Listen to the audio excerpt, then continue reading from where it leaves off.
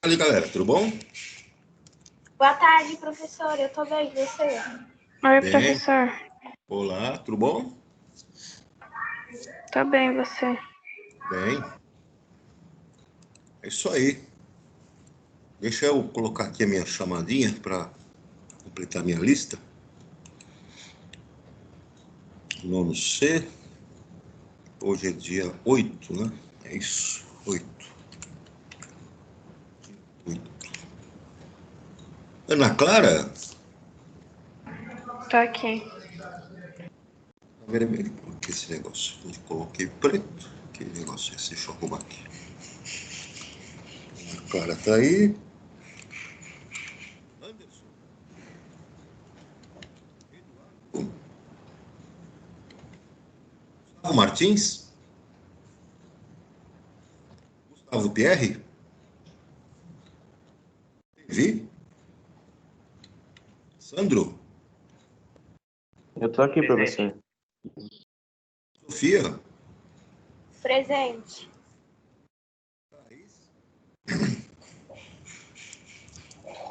Bom, tem gente que não respondeu aí, né? Deixa eu ver Professor, aqui. o Gustavo Pierre mandou no chat. Falou que ele caiu. Aham. Eu também tô aqui, professor. Levi. Levi. Deixa eu ver uma coisa. Deixa eu voltar lá. Tem alguém aqui que não respondeu. Gustavo Pierre e Gustavo Martins. Qual deles que está sem microfone aí? Deixa eu ver. Professor, você me chamou, desculpa. Ah, tá. Deixa eu anotar aqui. Pronto. Esse foi de chamada. Voltando lá no lobby, deixa eu colocar a apostila aqui para nós já acompanharmos, né? Como é que estava lá o nosso conteúdo. Nós paramos na última aula, na parte de evolução, teoria lá do Darwin, e ficaram umas atividades aí para fazer, não foi isso? Estão lembrados dela? Foi isso mesmo. Então lá, aí na página 12. Então tá aí as atividades aí na página 12. Vamos corrigir. Primeira questão, ele fala, explique o que caracteriza os processos evolutivos nos seres vivos, né? Então esses processos evolutivos estão associados aí à maneira lenta e gradual com que os seres vivos vão se transformando e se adaptando, né? De acordo com as condições que eles encontram aí no ambiente e de acordo com processos aí de seleção natural e de adaptação, né? Na segunda pergunta ele fala, leia atentamente o texto a seguir. Espécies animais que vivem em cavernas têm seus olhos atrofiados e não enxergam. Como vivem em um ambiente escuro e seus olhos não são utilizados, eles perderam a função no decorrer do tempo. O texto acima se relaciona com quais das ideias de Lamarck sobre a evolução dos seres vivos, né? Justifique aí a resposta. Então é aquela ideia do Lamarck de que quando você não utiliza um órgão, né, esse órgão se atrofia, isso é em vida, né? Você vai perdendo a funcionalidade. Ele achava, né, que o órgão não sendo utilizado ia aos poucos, né, perdendo sua funcionalidade, e essa característica seria transmitida de uma geração para outra, né? Essa perda de funcionalidade que acontecia enquanto o animal era vivo ia gradativamente sendo transferido de uma geração para outra até que desaparecia a funcionalidade daquele órgão, né? A tal da lei do uso e do desuso. Isso era o que propunha, né, a ideia do Lamarck. No terceiro exercício, ele fala, leia o texto e responda as questões propostas. Está mostrando aqui uma toupeira, né, um animal que habita a região da América do Norte, Europa, Ásia, né? Segundo Lamarck, muitas vezes animais e plantas precisam lidar com mudanças em seus ambientes e o fazem ajustando seus hábitos. Esses novos hábitos, por sua vez, produziram modificações físicas que eram passadas para a prole. Pássaros que avistavam uma presa em lagos esticavam suas garras e, ao atingir a superfície da água, e assim vieram a desenvolver membranas entre elas e se tornarem patos. Toupeiras, após começar a viver no subsolo, pararam de usar a visão, por isso, ao longo de várias gerações, seus olhos ficaram pequenos e frágeis. Então, a ideia dele lá de que as aves, né, mergulhavam lá para poder pegar os seus alimentos, né, caçar lá os peixes. À medida que iam fazendo isso, iam criando membranas, né, nas suas garras, e aí você teve a formação lá das patas que pertencem hoje aos patos. Hein? Então, criou condições para que essas aves tivessem hábitos aquáticos. E as toupeiras, à medida que iam se escondendo, iam perdendo a visão. Né? Aí ele pergunta aqui, né, no item A, grife no texto os exemplos referentes à lei do uso e desuso, defendida por Lamarck. E escreva como ela explica a evolução dos seres vivos. Né? Então está aqui, ó, ele falou que os pássaros, né, foram desenvolvendo membranas nas suas patas, nas suas garras. Seria aí uma lei de uso, conforme eles eram forçados a utilizar essas garras em ambiente aquático, as membranas foram se desenvolvendo, né? E no caso das toupeiras, à medida que não era necessária a utilização da visão, essa visão foi atrofiando até que praticamente desapareceram. Né? Os olhos, né, foram ficando cada vez menores, e pelo desuso, né, na teoria do Lamarck, isso então faria com que elas perdessem a visão. Então, está grifado aí em azul, não sei se dá para vocês verem aí na telinha, dá para ver aí o grifo em azul, pessoal? Sim, dá para ver. Então, esse trecho, né? Esse trecho aí que vai da parte aí dos pássaros, né? Que é o final, seria o texto que descreve, né? Que está relacionado aí à teoria do Lamarck de uso e desuso. No item B, como Lamarck explicava a diversidade de seres vivos considerando a lei do uso e desuso? Bom, aí é que está, né? A explicação que ele dava é que, a partir da lei do uso e do desuso, você tinha uma transmissão dessas características para os descendentes, né, desses animais. Então, ele também entendia que existiam situações, né, de ambiente que se modificavam e que as espécies iam se adaptando àquele ambiente, mas essa adaptação, do ponto de vista dele, era ocasionada pela lei do uso e do desuso. Né? Ele não conseguia explicar, a teoria dele não explicava, né, como que havia a interação dos animais com relação a processos de seleção natural, a processos de adaptação que não fossem decorrentes aí do uso e do desuso. No item C, considerando as ideias de Darwin, como poderia ser explicado o fato de as toupeiras, né, terem olhos pequenos e frágeis? Aí é que está, na explicação do Darwin, deveria existir, né, outras espécies lá de toupeira que tinham os olhos, né, maiores, tinham uma visão maior, existia uma diversidade grande, mas o ambiente em que elas, né, viviam começou então a apresentar condições onde determinada espécie, né, que vivia cavando em tocas, né, teve uma vantagem com relação a esse ambiente. Né? Então, essa vantagem pode ser na questão de conseguir fugir de predadores, pode ser uma questão de conseguir alimentos mais fáceis, né? Uma vantagem também de conseguir uma reprodução maior, e com isso, essa espécie sobreviveu, né? Processo de seleção natural e adaptação, a espécie estava mais adaptada e ela permaneceu. As demais, que tivessem lá uma visão melhor, não tiveram essa vantagem, né, no ambiente onde elas estavam vivendo. E aí nós temos a toupeira moderna nessas condições. Então aí a explicação, a partir das ideias de Darwin, é seleção natural, né? Adaptação e seleção natural. Tudo bem até aqui, pessoal?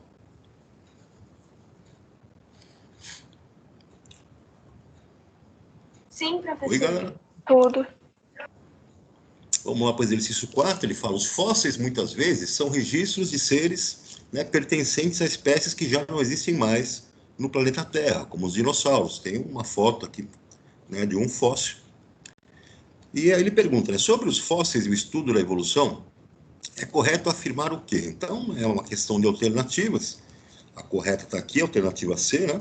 Com o estudo dos fósseis, é possível identificar diferentes espécies e como elas se assemelham, né, às espécies atuais, ajudando, né, no estudo da evolução.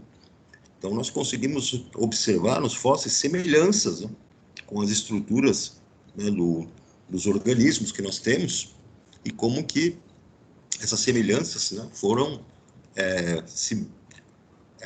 vamos dizer assim, houve uma adaptação, né, de algumas características que nós temos em comum lá com os fósseis, né?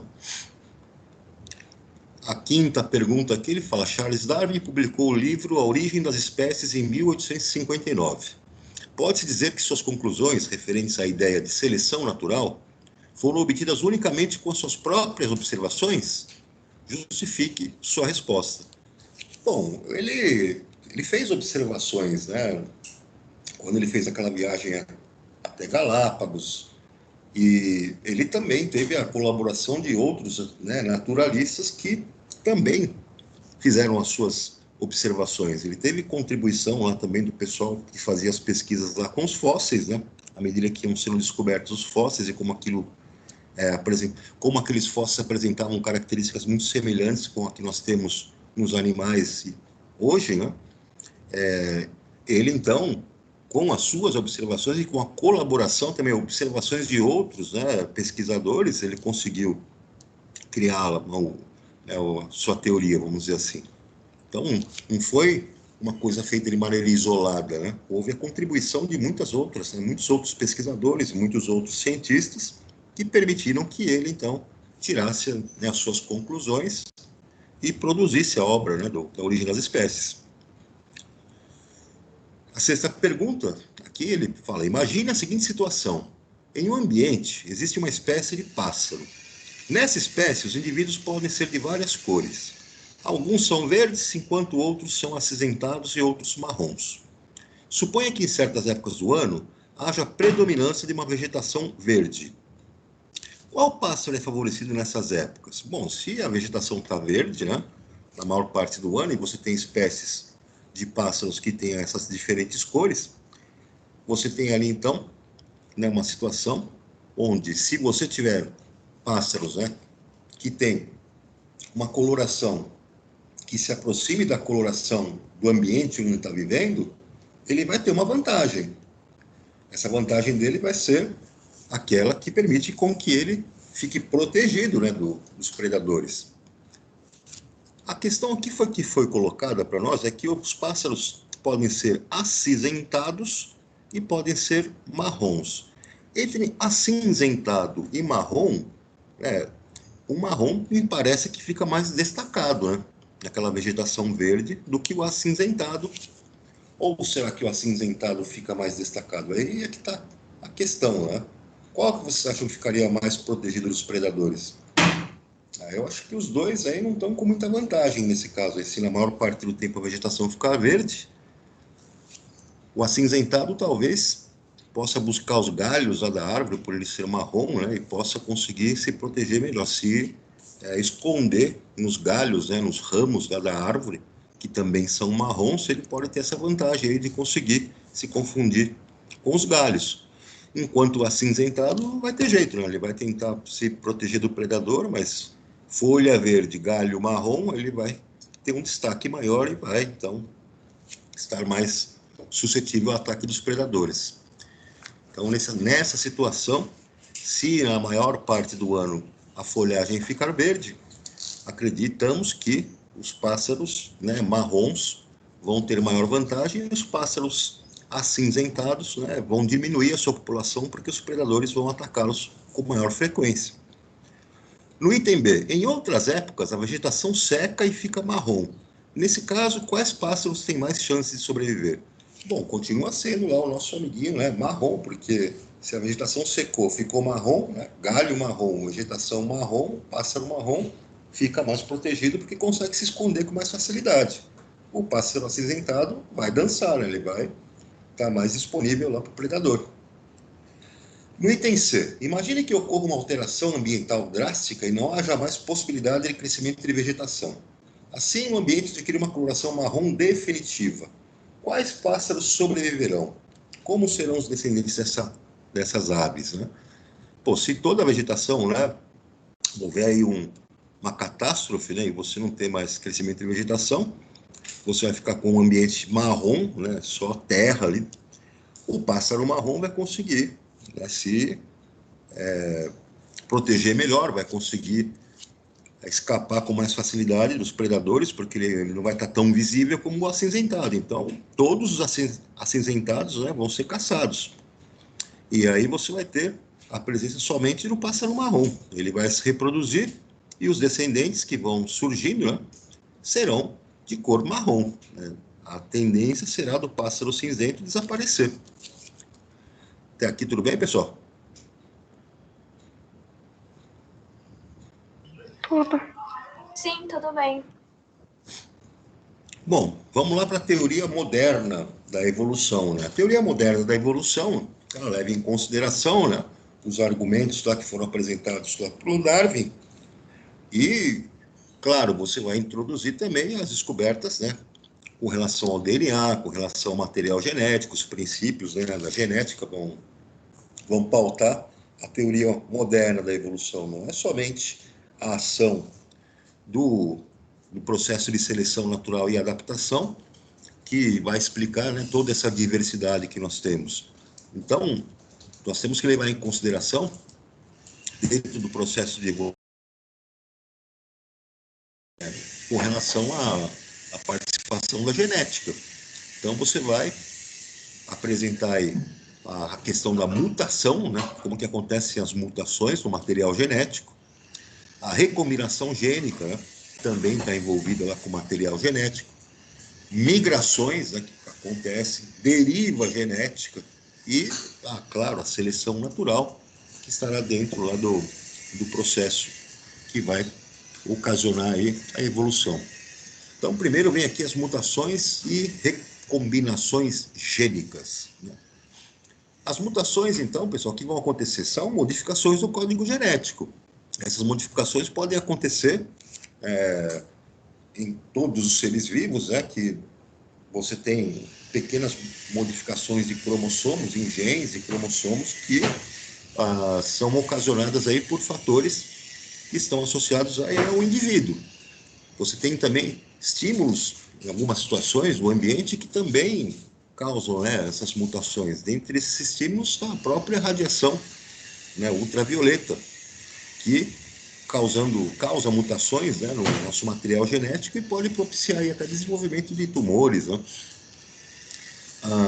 Existem mutações que podem favorecer, né, a sobrevivência de um indivíduo, né, num ambiente, e outras mutações que podem até prejudicá-lo. E como esse material é passado, né, através dos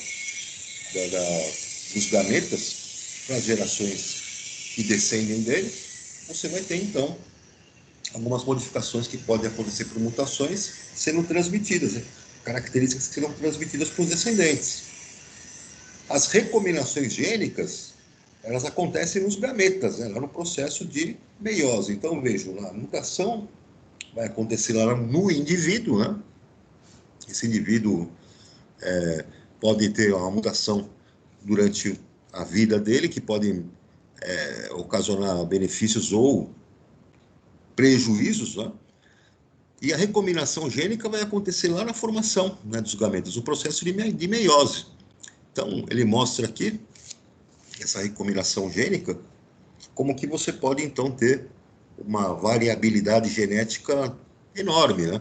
Então, vejam como é que é o esqueminha. Você tem um cromossomo, aqui, né, os cromossomos homólogos, né?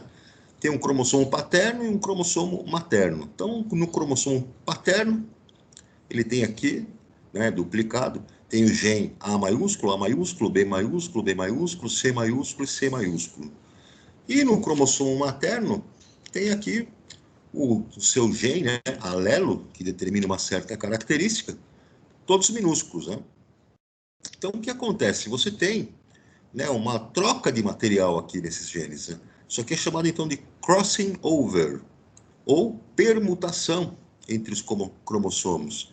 Quando acontece essa permutação, então, uma parte do material genético que vinha lá do nosso cromossomo materno acaba, né, entrando aqui no cromossomo paterno e vice-versa no cromossomo materno. Então, há uma troca desse material, uma troca cruzada, né? E aí nós temos esses cromossomos aqui na parte de cima deles. Vejam que eu tenho cromossomos que são combinantes. Vou mostrar aqui no desenho. Ixi, deixa eu apagar aqui, ficou da última aula. Então, aqui eu tenho a sequência de cromossomos combinantes, que são aqueles que não sofreram lá essa permutação, e o trecho de cromossomos não recombinantes, né? Então, tá aqui, ó, os cromossomos não recombinantes. Deixa eu apagar aqui, subir um pouquinho, porque está tampando aqui, pera lá. Agora sim. Então, os cromossomos recombinantes estão aqui, do paterno e materno, preservam, né, a sequência de material genético original, e os, né, cromossomos não recombinantes, que nesse caso você teve lá a sua troca de material. Isso aqui, então, pessoal, quando acontecer o processo lá de meiose para a formação dos gametas, vai originar, né, uma modificação, uma pequena modificação genética, e nessa modificação genética você vai ter, né, os descendentes surgindo lá com alguma característica nova. Ele vai apresentar uma característica nova. E aí, é isso que justifica lá você ter uma grande variabilidade, né? Então, você pega qualquer espécie, vamos pegar uma espécie animal que seja, você tem aí desde de gato, leopardo, leão, onça, tigre, por aí vai. Essa variabilidade foi acontecendo porque você teve trocas aqui, né? Esse processo de crossing over aqui nos seus cromossomos. Existe uma técnica que está sendo utilizada agora para a tentativa de produção da vacina aí para o coronavírus, que é baseado justamente num processo que utiliza lá o que nós chamamos de vírus vetor, né? Utiliza lá o DNA do vírus, onde esse DNA, então, ele vai ser produzido para poder entrar na célula humana, e dentro da célula humana ele vai ensinar como que a célula humana, ele é a receita para a célula humana com o seu ribossomo, né? Produzir uma proteína específica, que é a proteína que o vírus usa como chave de entrada para infectar a célula, e com isso, na produção dessa proteína, ativar, né, os nossos anticorpos, ativar as nossas células de defesa para que se produzam os anticorpos e se crie uma imunidade.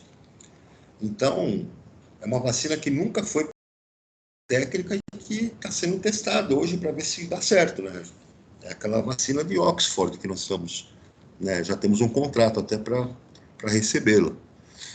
Existe uma preocupação de alguns cientistas de que possa haver esse processo que vocês estão vendo aqui, né, um processo que acontece, né, de crossing over, que possa acontecer com o próprio DNA humano, essa recombinação gênica daquele trecho de DNA do vírus com o DNA humano, e que isso possa gerar algum tipo de problema. Então, é esperar para ver o que vai acontecer, né? Na verdade, o nosso DNA ele tem vários trechos de outros vírus de milhares e milhares de anos atrás, né, vamos dizer, de milhões de anos atrás, houve a participação lá de material genético de vírus na evolução dos micro-organismos, né, os primeiros habitantes do planeta, até nós chegarmos nos organismos superiores. Mas há uma preocupação com relação a essa vacina, né, um certo receio de que, se houver essa recombinação gênica, o que pode ocasionar, né, nos seres humanos. Vamos esperar. Tudo bem até aqui, turma?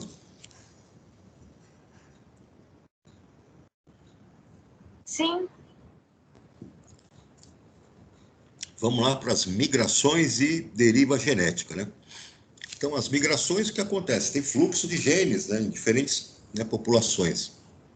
Você tem, em uma população, o que acontece, né? Ou num grupo, né, populacional, você introduz novos genes e nesse fluxo, né, que você tem de entrada de genes, você tem algumas modificações que são feitas e aí você acaba criando aí uma variabilidade genética, né? Alguns eventos que podem explicar isso, né? Você vê lá, o pólen é transportado, como ele fala aqui no texto, né, entre as flores para poder haver, né, a fecundação e haver lá o processo de reprodução das plantas. Você tem pássaros, né, que fazem o transporte desse pólen, então pássaros que estão adaptados, né, ou fogem lá do inverno, pessoas que lá se mudam para outra cidade, estado ou país, então essas migrações representam o quê? Você tem espécies, né, que mudam de ambiente de uma certa forma, conseguem, né, entrar em outros ambientes e com isso eles levam os seus genes e havendo lá a troca a fecundação e havendo, né, o processo de fecundação, você tem maior variabilidade genética. Então, isso vai acontecer por processos de migração. Essa deriva genética, né, o que vai acontecer? Aí já é uma situação que é, vamos dizer assim, drástica, né? Você tem fatores aí naturais que são bruscos, repentinos, né? Você tem uma catástrofe que acontece lá, terremoto, tsunami, queimada, enfim. Você elimina, né, de uma maneira aleatória alguns indivíduos de uma população e aí o que acontece, né? Quem vai sobreviver? Não é necessariamente os que são mais adaptados numa situação como essa, porque houve uma catástrofe, né? Como foi uma eliminação aleatória, quem sobreviver não necessariamente passou por processo de seleção natural e adaptação, mas sobreviveu por sobreviver. E acabou ficando naquela região, apesar de não ser o mais adaptado, mas ele está ali porque aconteceu essa deriva genética, né? Aconteceu essa catástrofe. Até aqui tudo bem, pessoal? Tudo bem. Aqui tem um texto sobre as mutações, né? Quantas mutações genéticas, né, nós temos. Então, tem várias mutações que surgiram aí que determinaram, né, algumas características como cor do cabelo, cor dos olhos, né? Aí um exemplo que ele coloca aqui são os olhos azuis, né? Olhos azuis, então 8% da população, como ele cita aí no texto, tem os olhos azuis, né?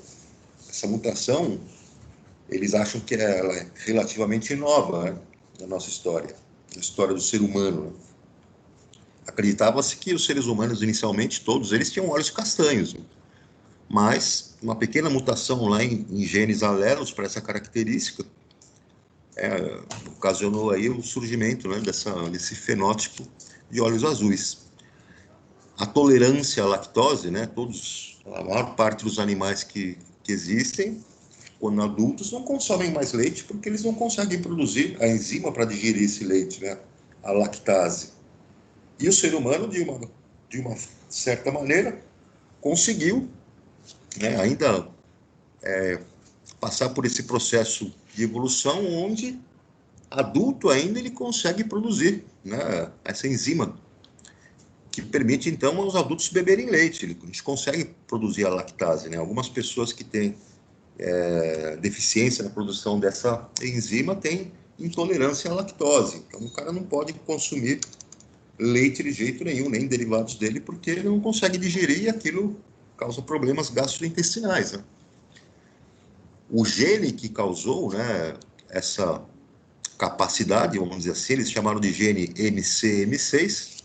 Então, esse gene, ele permite, né, ele determina lá a produção dessa enzima dentro do DNA e nós, a maior parte de nós, né, conseguimos aí digerir a lactase. Os outros animais já têm uma dificuldade tremenda com isso, né, quando adultos.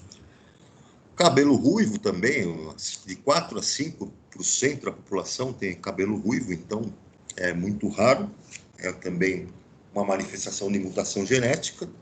E vocês, eu não sei, eu tenho dentes do siso. Vocês têm dente do siso? Está nascendo? Já nasceu? Como é que está a situação?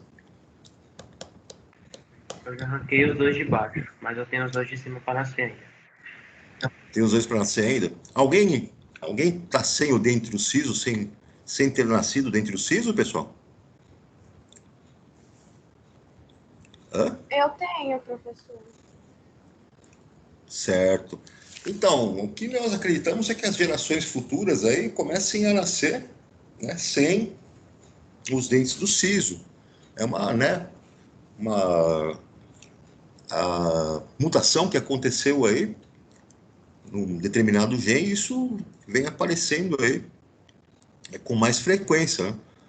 Os mamíferos no passado, né, tinham conjuntos aí de 4 molares na parte de trás da boca, como ele cita no texto, ajudava a moer, né, vegetação dura.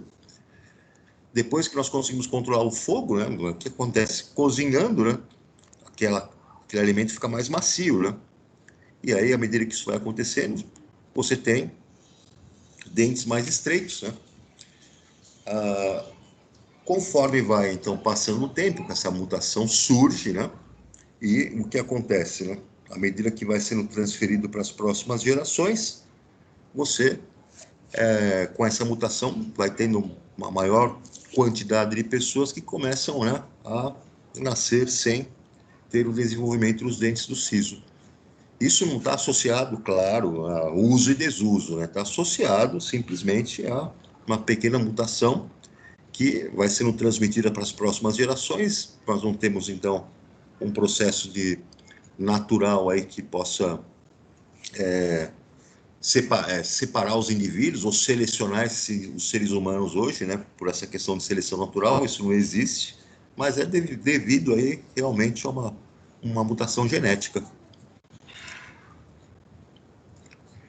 Na minha antiga escola, o professor de ciências, ele falou que nem ele nem a mãe dele nasceu com siso, já nasceu sem eles. É verdade.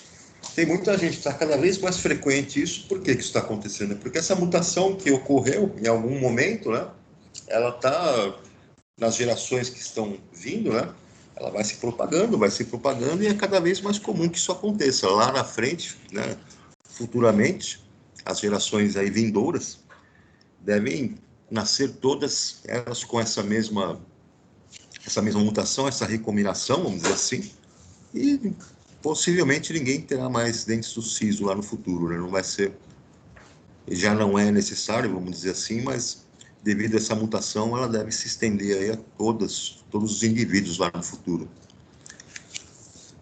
Olha lá, pessoal, como surgem, né, as novas espécies, né?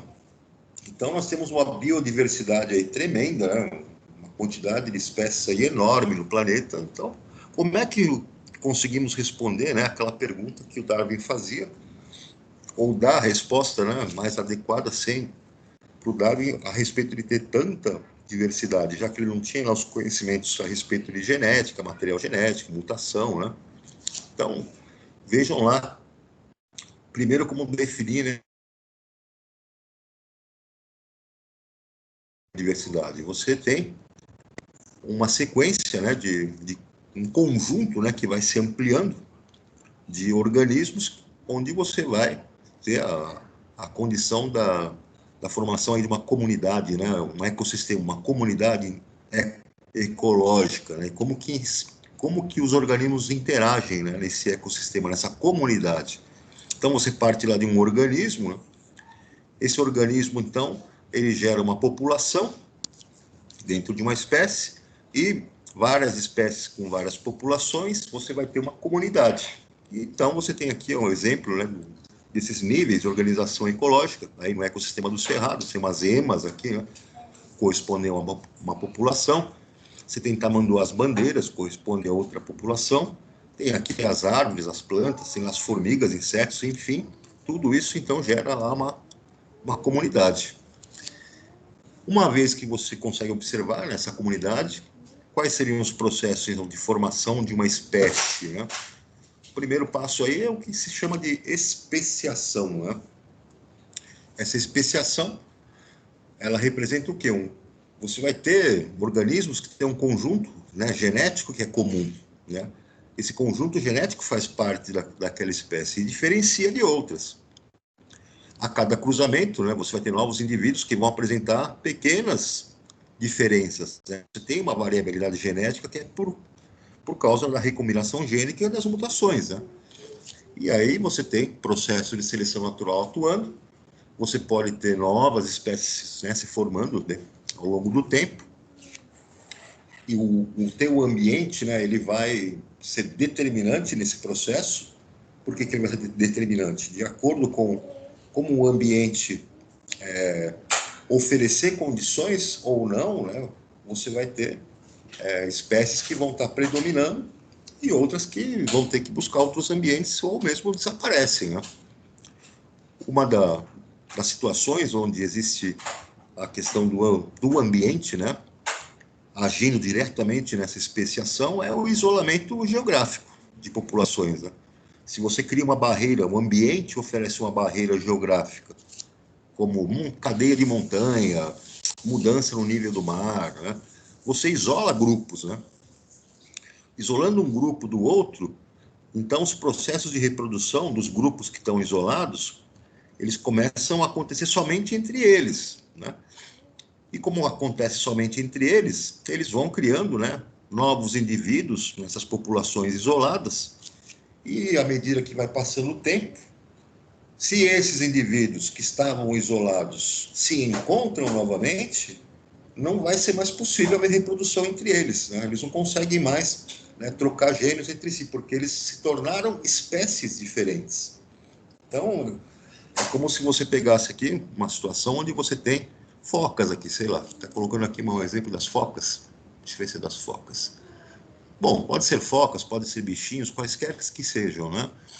Então, todos eles, né, uma grande população com esses indivíduos, a princípio, eles têm características, né, bem semelhantes, eles têm um material genético semelhante, apesar de haver pequenas modificações lá por mutação e recombinação gênica, mas eles se reproduzem entre si.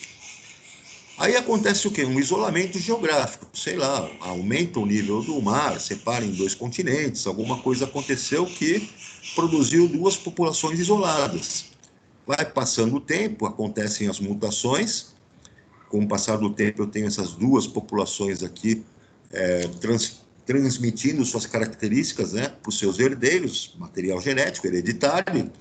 Veja que a diversidade aqui, a partir das mutações, vai produzindo indivíduos que têm características um pouco diferentes, né? Esse aqui mais peludinho, o outro mais orelhudinho, por aí vai. E o que acontece? Se, durante o processo de seleção natural, depois que você separou as populações, eu vou ter a predominância, né, a partir do processo de seleção natural, da espécie melhor adaptada. Então, o peludinho que está aqui, do lado esquerdo, está melhor adaptado do que o branquinho. E do outro lado, eu tenho aqui, né, os marronzinhos, né, ficaram melhor adaptados do que os branquinhos. Legal, você formou duas novas espécies. Se você tirar o isolamento dessas duas, de repente o nível da água aqui, ou do oceano, novos, permitem que eles se encontrem, eles já são espécies diferentes. O material genético deles não vai ser compatível no cruzamento, né? E aí você não tem mais a reprodução acontecendo entre eles, você tem, então, a especiação, né? Você formou uma nova espécie a partir de um isolamento geográfico. Mutações, recombinações gênicas, mas isso aconteceu de maneira isolada e você tem duas espécies agora que não se reproduzem. Tranquilo até aqui, turma? Sim. Tranquilo. Aqui ele dá um outro exemplo lá dos papagaios, né, que com relação à fauna brasileira. Então houve um processo de especiação também, né? Se você tentar pegar um papagaio, né, você tem a espécie Amazona autumnalis, papagaio diadema, e o outro é a Amazona brasiliensis, que é o papagaio da cara roxa. Então tem um aqui que está na Amazônia e tem outro aqui que está na região sudeste, né? Eles estão muito distantes um do outro, né? Houve uma separação entre eles. E você, então, não consegue fazer mais a reprodução porque houve uma especiação. Não dá mais para você poder colocar esses indivíduos para reproduzir. Aqui tem um textinho sobre lagartos, né, que podem estar evoluindo para sobreviver a furacões, lá nas Ilhas Caribenhas. Depois vocês podem ler esse texto. E aqui ele faz duas perguntas, né, sobre o assunto. Então, vejamos qual é o assunto que ele coloca aqui. Os lagartos, né, das Ilhas Caribenhas podem ser mais um exemplo da seleção natural na prática. Os cientistas estudaram os efeitos dos furacões Irma e Maria, que devastaram a região no ano passado, nos lagartos da espécie Anolis scriptus, do arquipélago Turks e Caicos. A equipe já vinha estudando os bichinhos, né, e viu no desastre natural uma oportunidade única para investigar possíveis variações corporais daqueles que permaneceram na ilha. Ao voltar, descobriram que os sobreviventes tinham patas com almofadinhas mais grudentas, membros anteriores mais longos e posteriores mais curtos. Isso sugere que os atributos ajudaram nos galhos, né? Para testar a hipótese, os pesquisadores expuseram os répteis a uma simulação de furacão e observaram, né, a resposta, veio a confirmação. Eles não só se seguram com mais força, mas também os membros posteriores são mais vulneráveis a voar primeiro, o que explica o motivo do encurtamento. Muito bem. Conclusões. Mesmo assim, os próprios pesquisadores pedem cautela antes de partir para conclusões finais. Há, por exemplo, a possibilidade de que o furacão simplesmente tenha trazido os lagartos com patas maiores e membros posteriores mais curtos de outra ilha. Ainda é cedo para ter certeza, mas eles estão empolgados para continuar estudando. Nosso estudo, ao acaso, que pelo que sabemos, né, foi o primeiro a usar uma comparação imediata de antes e depois da investigação da seleção natural causada por furacões, demonstra que eles podem induzir mudanças no fenótipo de uma população. Escrevem: nas décadas pela frente, com a previsão de eventos climáticos extremos, mais intensos e prevalentes, o entendimento da dinâmica evolutiva precisa incorporar os efeitos desses episódios. Bom, estudar a dinâmica evolutiva das espécies é algo muito difícil, porque o tempo necessário para que ocorram mutações de seleção natural é muito mais longo do que a vida de um pesquisador. Desculpa. No caso do texto, foi possível identificar um padrão entre os lagartos que sobreviveram às tempestades. Sobre o assunto, respondo às questões propostas. Primeiro, qual é a relação da seleção natural com a sobrevivência e reprodução de uma espécie em seu ambiente? Então é que está, né, pessoal? A seleção natural, ela vai atuar no sentido de que as espécies que estão melhor adaptadas, né, àquele ambiente sobrevivam.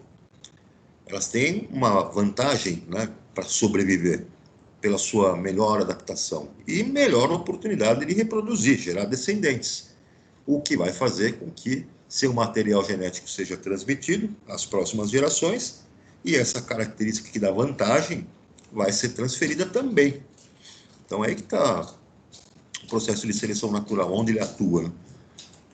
A segunda pergunta: qual poderia ser a origem das características que permitiram a maior sobrevivência dos lagartos nas tempestades, como as patas com almofadinhas mais grudentas, né?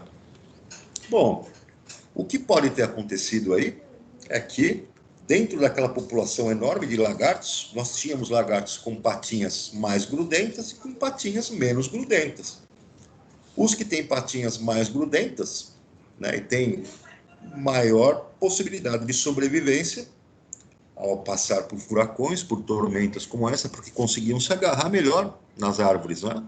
Então sobreviveram.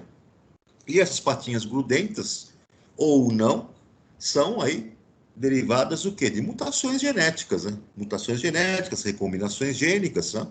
No próprio material genético dos indivíduos. E você pode ter também uma situação de que outros indivíduos e outras populações possam ter migrado, né, para aquela região.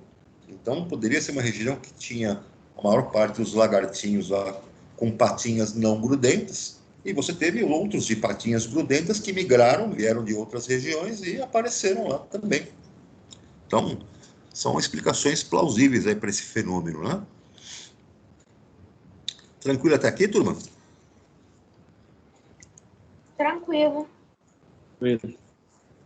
Pessoal, vou dar 10 minutinhos para vocês tomarem uma aguinha, darem um descanso e a gente já retorna, então. Beleza? Ok. Beleza. Beleza, então. Daqui a pouco a gente está de volta.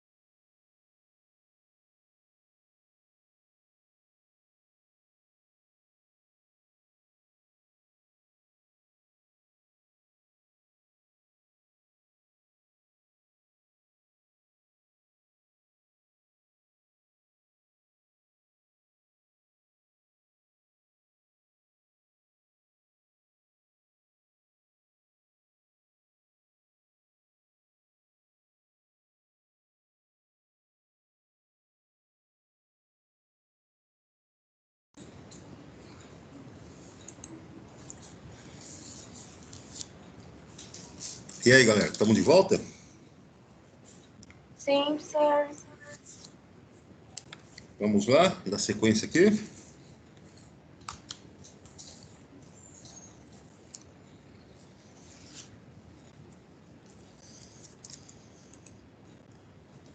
Estão me ouvindo aí, galera?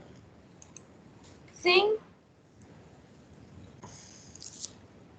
Então, deixa eu ampliar aqui nossa apostila. Paramos aqui na questão dos lagartinhos, das patinhas pegajosas. Aqui, né, ele mostra, né, alguns, vamos dizer aqui que seja uma árvore, né, filogenética, representando aí domínios, né, e reinos dos seres vivos. Só estudar isso aqui com mais profundidade lá na biologia, como é que é o estudo da filogenia, né, ou seja, como que as espécies, né, foram evoluindo a partir lá dos seus ancestrais. Então, essas árvores filogenéticas ou cladogramas, né, são esquemas que mostram como que você tem, né, a evolução lá dos seres vivos. Então, ele está mostrando aqui para nós, né, a correlação ao domínio primeiro. Então, aqui o meu domínio. Esse domínio representa, né, esses organismos, né? Nós temos aqui, então, bactérias, temos as árqueas, né, e as eucárias. Então, o que acontece aqui? Nos reinos, né, à medida que você tem a sua evolução, você tem um ancestral comum, né? Desse ancestral comum, houve, né, uma separação, a primeira ramificação, através de processos evolutivos, para as, né, que nós chamamos de eubactérias, né? Aqui veio um outro ramo, que depois, né, se separou aqui, formando aqui as arqueabactérias, e no outro ramo que você tem aqui, no processo evolutivo, né, você teve lá o reino, né, não vamos dizer assim um reino, né, mas o grupo aqui dos os proto os plantae, que vai lá para as plantas, aqui os protozoários, depois das plantas você teve aqui um grupo que se ramifica aqui para os fungos, né, e para animalia, né, que está referente aos animais. Então, dentro de um ancestral comum, à medida que você vai tendo, né, os processos evolutivos que estão associados aí à formação de novas espécies, né, tem aí a nossa árvore filogenética. Então, como eu volto a reforçar para vocês, é um erro, né, dizer que se a evolução está em andamento, como é que os macacos ainda não evoluíram lá para humanos, né? Não passaram por processo de evolução. Não é esse o ponto, né? O ponto é que eles já são um topo evolutivo do ramo, né? Do ramo que se separou de um ancestral comum até chegar nos macacos aí modernos, né? Então, não dá para você dizer que tínhamos um macaco e viemos do macaco. Não é isso. Nós tínhamos um ancestral comum que criou vários ramos aí de evolução. E entre os macacos, outras várias espécies, né, que derivaram desse ancestral comum. Tem um Organize as Ideias aqui, pessoal, que ele mostra o seguinte, umas imagens, né, que são apresentadas e são informações que foram reunidas por Darwin, né, para 3 espécies que se desenvolvem em diferentes regiões da Terra. A diversidade de tamanho, pena, estrutura dos pés, né, ilustra a ideia de evolução por meio de seleção natural, relacionada então a condições do ambiente. Quer que você pesquise informações referentes a esses animais, como nome científico e sua origem geográfica, além de uma foto de cada animal. Então aqui ele colocou avestruz, né? Ele conheceu o Darwin, né, num zoológico lá na Europa. O nome da espécie é Structio camelus, né, com origem geográfica África, né? Diferenças aqui que ele anotou, né? A pena do avestruz tem uma certa característica, né? A cabeça dele, bico também é outra característica, e as patas, né? No caso da ema, a ema, então, vive lá na Patagônia, na Argentina, né?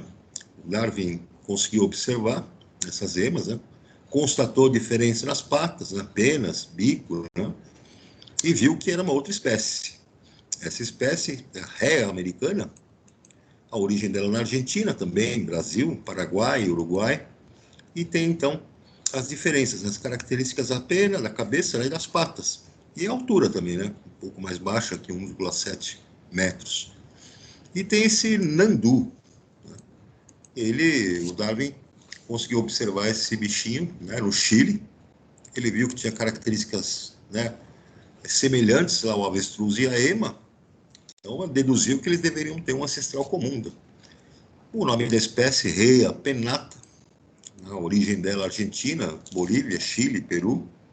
Então dá para ver que há diferenças na pena, na cabeça e também nas patas, e ela é um pouco mais baixa, em torno de 1 metro. Aí a foto, né, que vocês forem pesquisar para ser colocada, fica a critério de vocês. Né? Então dá uma pesquisada lá no Google e ver como é que são esses bichinhos aí. Mas foi o que o Darwin observou. Agora, como é que desaparecem as espécies, né? É como eu falei para vocês, né? Nós temos uma biodiversidade enorme, mas o planeta, né, sofreu e ainda vai sofrer muitas modificações. Né? E nessas modificações você tem situações que levam, né, ao desaparecimento de diversas espécies. Então, conforme há modificação aí no ambiente, o planeta é dinâmico, o planeta está sempre, né, se modificando em alguns aspectos, né? Você, com essa situação de modificações do ambiente, pode levar à extinção de vários seres vivos. Isso não aconteceu no planeta o tempo todo, desde o surgimento da vida aqui. Eles estimam que 95% das espécies que já viveram no planeta, né, foram extintas. A ação humana, né, a influência humana também pode levar ao desaparecimento, à extinção de espécies. Vocês viram lá naquele documentário lá, a questão lá dos mamutes, né, como é que eles foram desaparecendo, também por uma ação de influência humana.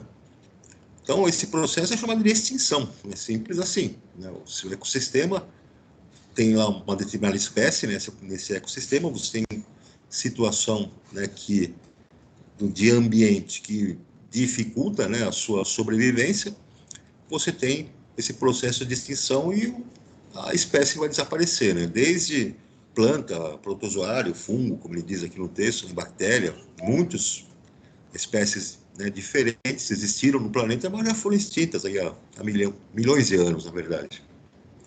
Então, modificações que você tem no ambiente, elas podem causar a extinção. As espécies que não estão adaptadas ali vão acabar perecendo, elas sendo extintas. Há processos de extinção aí, natural, e ela normalmente ocorre de maneira lenta, né?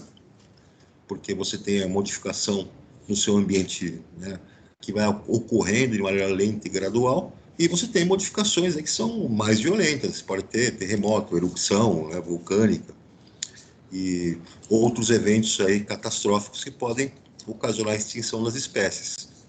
Né? A ação do ser humano vai, né, também ocasionar a extinção de espécies porque acaba modificando, né, fragmentando o habitat de várias espécies, né, modificando a disponibilidade de recursos naturais, né, alimento, abrigo e mesmo o habitat de algumas espécies, e isso também vai dificultando, né, a sobrevivência dessa espécie. Ela vai tendendo então a ser extinta. Você pode também ter a introdução de espécies exóticas num determinado ambiente. Essas espécies exóticas não vieram, né, não se desenvolveram naquele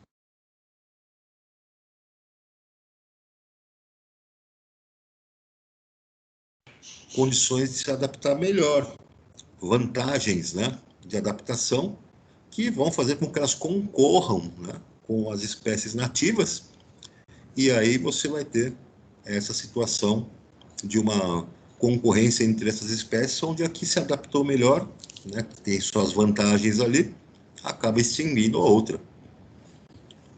Vocês viram aquela situação, daquelas sementes lá que os caras estão recebendo lá no Paraná, aquelas sementes chinesas lá que vem lá num saquinho pelos correios. Viram essa história ou não? Oi, pessoal, estão me ouvindo aí? Eu acho que eu não vi não, professor.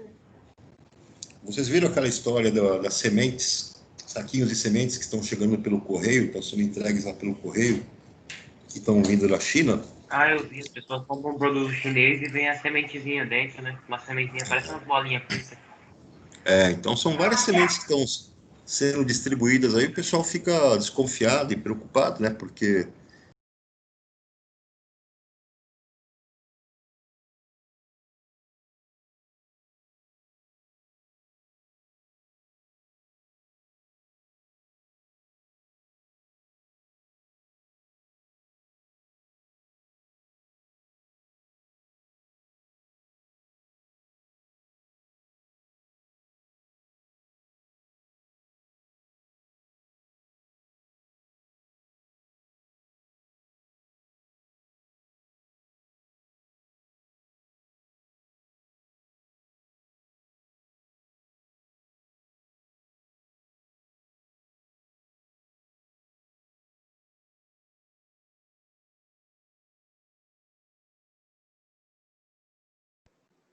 Professor, eu não tô te escutando.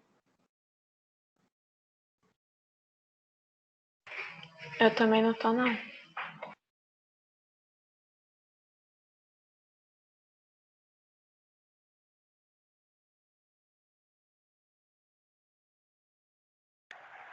Eu acho que ele caiu.